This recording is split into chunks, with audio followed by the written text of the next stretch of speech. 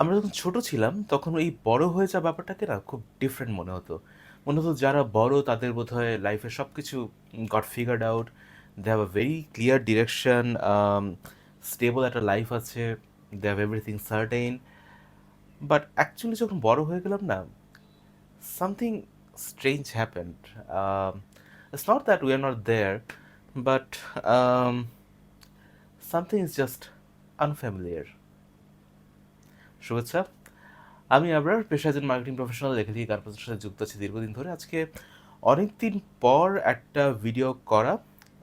আমার একটা চিন্তা আমাকে একটু বাক করছিল, সেটা হচ্ছে ওয়াই দিস অ্যাডাল্টহুড, এই বড় হয়ে যাওয়ার ব্যাপারটা, why it feels so strange.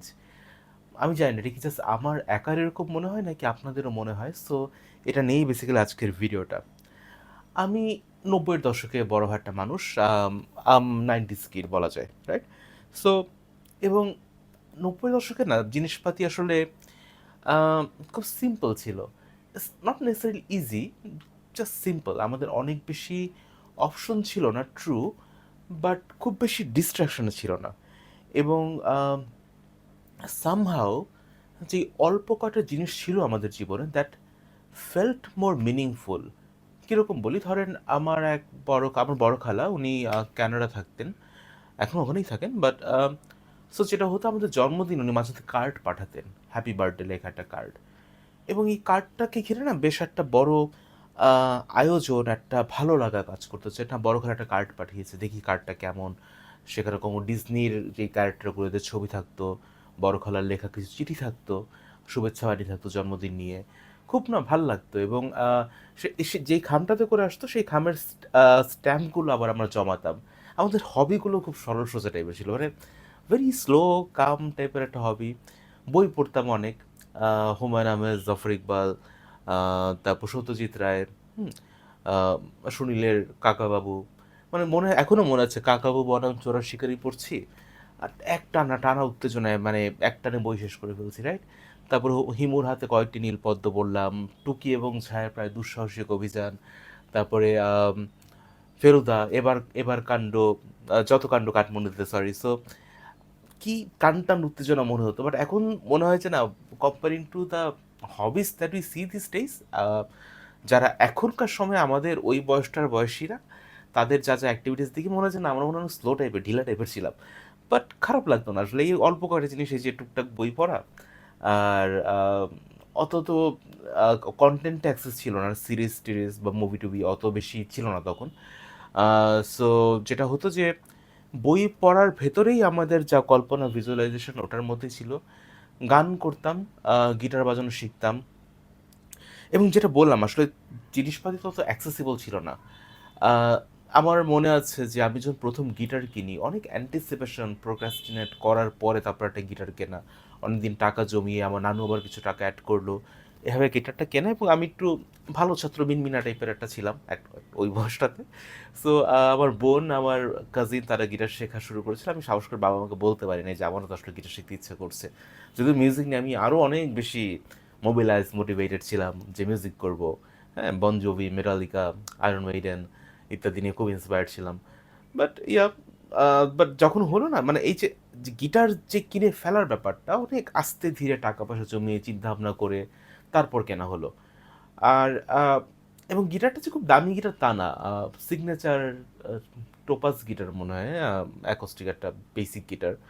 তখন বোধহয় এই ৩,৫০০-৪,০০০ টাকা দাম। এবং আমি যা দেখলাম এই রিসেন্টলি, এখন মার্কেটে এটা খুব বেশি দামি গিটার না, হয়তো ৫-৬ হাজার পাওয়া যায়, correct me from wrong. But খুব বেশি যে দাম বেড়ে গেছে এরকম না বিষয়টা। আহ, এবং একই সাথে ব্যাপারটা আসলে উল্লেখ করি কেন বলছি, আমি এই রোজায় একবার একটা ইফতার অ্যাটেন্ড করতে গেলাম, বনানীতে একটা পিৎজার দোকানে আর কি, unlimited pizza and stuffs. So it was quite expensive, মানে বেশ ভালোই টাকা পয়সা খরচ হয় ওখানে খেতে। এবং আমি যেটা দেখলাম অবাক হয়ে, যে আম, অনেক কম বয়সী, মানে আমাদের ওই সময়কার যে বয়স না, ওরকম বয়সী ছেলেমেয়েরা তারা আসছে একসাথে। ডাজন্ট ম্যাটার টাকা তার তার বাবা প্যারেন্টস তাকে দিয়েছে কিনা, বা তার ব্যক্তিগত টিউশন থেকে বা অন্য কোনো I don't know other earning source থেকে কিনা, ডাজন্ট ম্যাটার। কথা হচ্ছে যে সে চাইলে ১৫০০-২,০০০ টাকা খরচ করে একবেলা খেয়ে ফেলতে পারে। আমি তখন পকেটে ৳20 নিয়ে বেরোতাম। এই খাওয়ার উদ্দেশ্য যদি বলি, সে বয়সটায় আমার বন্ধু অভিনিলয় আমরা একসাথে পুরীর দোকানে যেতাম এবং খুব ট্র্যাক রাখতাম আসলে যে এই যে ২-৩ জন মিলিত যে ৳৫০ টা আছে আমাদের, আ খেতে, খেতে আবার বেশি বাজেট ক্রস করে ফেলছি কিনা, হ্যাঁ? সো এরকম একটা বিষয় ছিল। সো তখন এই স্বল্প আয়ের মধ্যে আসলে এই অনেক জমিয়ে, জমিয়ে ধীরে সুস্থে একটা ৳৪,০০০ দামের গিটার কেনার একটা ব্যাপার ছিল। বাট এখন যার আসলে একবেলাতেই বা এক বিকেলেই ৳১৫০০ ৳২,০০০ তারা স্পেন্ড করতে পারে, তারা গিটারটা কিনছে না কেন বা তারা আসলে কি করছে ও টাকাটা দিয়ে সেটা হয়তো একটু ভাবার জায়গা আছে। Maybe there are better options. But আমাদের সময় খুব বেশি কিছু ছিল না। এগেইন যেটা বললাম, সো এই যে এই বই পড়া, গিটার এগুলো নিয়েই। তো আর আরেকটা জিনিস ভুলে গেলাম। So that the and game খেলার যে ব্যাপারটা আরকি, হ্যাঁ? এবং প্রচুর তো মানে মাঠে ঘাটের যে খেলা, মাঠে গিয়ে ক্রিকেট খেলা, ফুটবল খেলা ওগুলো তো ছিলই। এখনো হয়তো আছে অনেকে খেলে, বাট এখন বোধহয় মাঠের একটু সংকট। আ আমি কর্পোরেট আমার যারা বন্ধু-বান্ধব এদেরকে দেখি মাঝে মধ্যে মাঠ ভাড়া করে খেলে। তখন এত ভাড়া করতে হতো না। ফাঁকা জায়গা বা অমুকের বাসার নিচটা ফাঁকা আছে, খেলা শুরু করে দিয়েছে। হ্যাঁ, আঙ্কেল ঝাড়ি দিবে একটা পর্যায়ে গিয়ে চলে যেতে হবে। But who cares? খেলা শুরু করে দিয়েছে। এরকম একটা বিষয় ছিল আরকি পাড়া মহল্লায়। এখন তো অনেক বেশি ইউ নো পাশের ঘরে কে আছে, পাশের ফ্ল্যাটে কে আছে তাই আমরা ঠিকমতো জানি না, রাইট? সো আ গেমের কথা বলছিলাম। আ তখন আর্কেড গেমের একটা ব্যাপার হয়েছিল। সো গেমটার নাম ছিল ক্যাডিলাক অ্যান্ড ডাইনোসরস। আমি এই রিসেন্টলি গেমটার নাম জানলাম। আমরা তখন বলতাম মোস্তফা। এটা যে একটা ভদ্র নাম আছে এটা জানলাম। তো আ আমরা যারা একটু ভদ্রঘোষের ছেলে ছিলাম আমাদেরকে যেতে দেওয়া হতো না। বিকেলবেলা মা-বাবা বা নানুজন ঘুমিয়ে পড়েছে। আমরা তখন আস্তে, আস্তে গোপনে আ ওই এলাকার ওই দোকানগুলো থেকে ৳১ কয়েন দিয়ে ক্যাডিলাক অ্যান্ড ডাইনোসর বা মোস্তফা খেলে আসতাম। অ্যান্ড পরবর্তীতে যখন কম্পিউটার ফার্স্ট পেলাম উইন্ডোজ 98, আমার কাজিনের বাসায় ছিল, পরে খুব ভেরি সুন আমারও হয়েছিল কম্পিউটারটা। অ্যান্ড আমরা তখন ভার্চুয়াল কপ, এনএফএস 2, তারপর রোড রাশ এই গেমগুলো খেলতাম মোস্টলি। ইট ওয়াজ ফান। এখনও আমি গেম খেলি, আমার গেমিং পিসি আছে, মাঝে মধ্যে অকেশনালি খেলি। And there are very fancy high graphics games. মজাটা কেন জানি আগের মতো পাই না। I don't know, maybe it's about me. আমি হয়তো একটু বেশি বুড়োটে মেরে গেছি।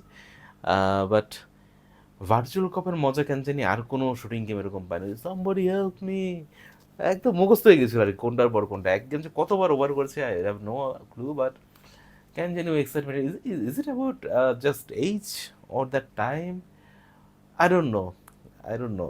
দেয়ার গুড গেমস, বাট সেই মজাটা কেন জানি আর হয় না। Anyway, so the world we live in right now, I feel everything has changed, and এই চেঞ্জটার সাথে না জন্য মেবি আমরা রেডি ছিলাম না। এখন আমরা চাইলেই কারোর সাথে কথা বলে ফেলতে পারি, চাইলেই কিছু একটা শিখে ফেলতে পারি। Technically you can become anything, in theory you can become anything.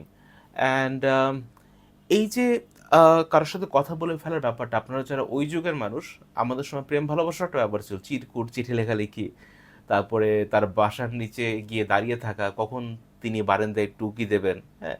ওরা অনেক সময় দিতই না, তারপরেও সে অপেক্ষা থাকতো। বাট এখন যেরকম চাইলেই ভিডিও কল, অলওয়েজ প্রেজেন্ট, মানে কোনো ডিটাচমেন্টের ব্যাপার যেহেতু নাই, সুতরাং অপেক্ষার ব্যাপারও নাই। এবং শিখে ফেলার যে ব্যাপারটা বললাম, এত কনটেন্টস চারপাশে, এত বই, এত লেসন্স, মানে whatever you want to learn, it's there, it's blessing in fact. আমাদের সময় এত কিছু ছিল না। আমার একটা গিটার একটা গান শিখবো, অমুক ভাই পারে, অমুক ভাইয়ের জন্য অপেক্ষা, আবার তমুক ভাই পারে, ওনার পারাটা খুব একটা ভালো না, আবার তমুক ভাই শুনছি এক্স্যাক্টলি ওরকম যেরকম অরিজিনাল ব্যান্ডে বাজিয়েছে সেরকমই বাজায়, তো তার কাছে শিখতে হবে। সো অনেক দৌড়াদৌড়ি আর কি। হ্যাঁ, এখন তো tabs are there, you just plug and play, tabs থেকে থেকে শেখা শেখা শুরু করে দেন, এরকম একটা বিষয় আর কি। So the way I see it, that we are now capable of doing more, মানে অনেক অনেক বেশি। এবং যেটা বললাম আর কি, যদি চাই, আমরা যদি অ্যাকচুয়ালি পার্সু করতে চাই, আমরা আসলেই অনেক কিছু হয়ে যেতে পারি with so many available resources. But ব্লেসিংয়ের জায়গাতে থাকার যেটার কথা ছিল, ক্যান জানি it feels like a bit too overwhelming. এবং কীরকম ব্যাপারটা আসলে, now there are so many choices, আসলে এত বেশি রাস্তা, এত বেশি আম সুযোগ, এত বেশি ডিরেকশন, কোনটা রেখে যে কোনটাতে যাব, এটাই যেন আমরা ফিগার আউট করতে পারছি না। আমাদের সময় বইমেলা থেকে একটা বই কিনছে, আচ্ছা ঠিক আছে কখন পড়বো কখন পড়বো, বাট এখন নেটে 40টা বই, বাট আপনি পড়ছেন না, রাইট?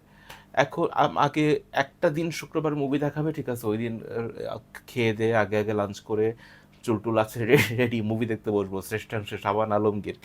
বাট এখন so many contents, thousands of contents and otitis, but কেন দেখা হয় না, খুঁজে পেতে ছোট ডিউরেশন মুভি দেখি,